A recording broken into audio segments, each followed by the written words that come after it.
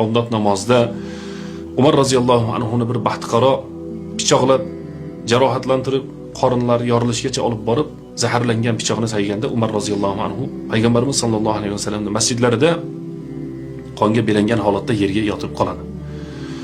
Va hushidan ham ketadi. Abdulloh ibn Umarga aytildiki, otangiz uyg'onmayapti. Otangiz dunyodan o'tdi shekilli deganda, yo'q, otam uyg'onadi.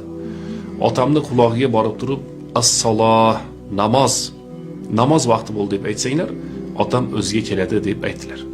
Shunda Umar roziyallohu anhu ga borib, namoz ey amirul mu'minin, namoz deganda Umar roziyallohu anhu boshqa chaqiriqlarga uyg'onmagan Umar namoz deganda uyg'onadi. Qala asallan nas, insonlar namoz o'qidimi? İnsanlar namoz o'qidimi degan so'zlarni o'sha joyda aytganlar.